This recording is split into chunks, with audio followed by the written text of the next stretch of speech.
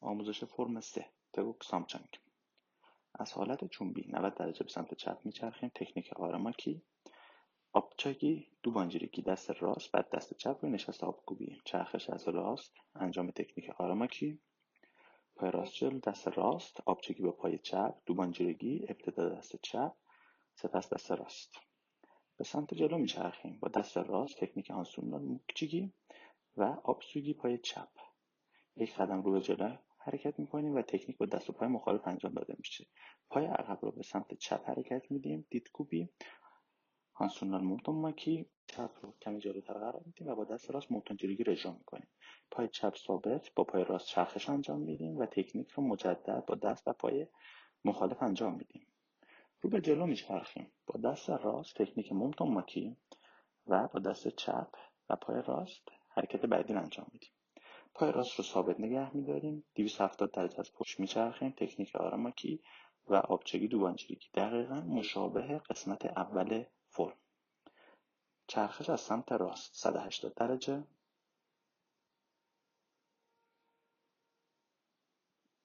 بعد از انجام تکنیک آبچگی و دوبانجیرگی با پای چپ به سمت نقطه شروع حرکت میکنیم.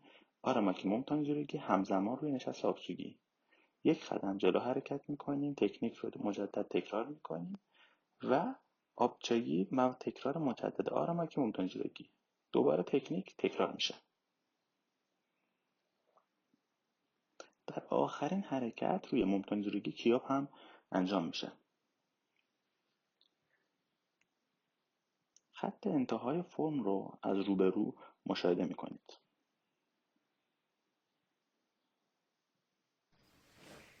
آراماکی مونتونجیرگی، آراماکی مونتونجیرگی، آبچگی، آراماکی مونتونجیرگی.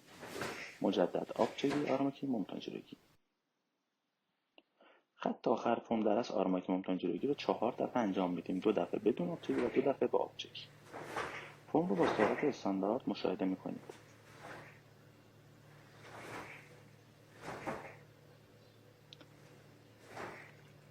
اصولا در تکواندو برای جابجایی پاها یک پا ثابت و فقط چرخش مچ داره و پای بعدی جابجا میشه.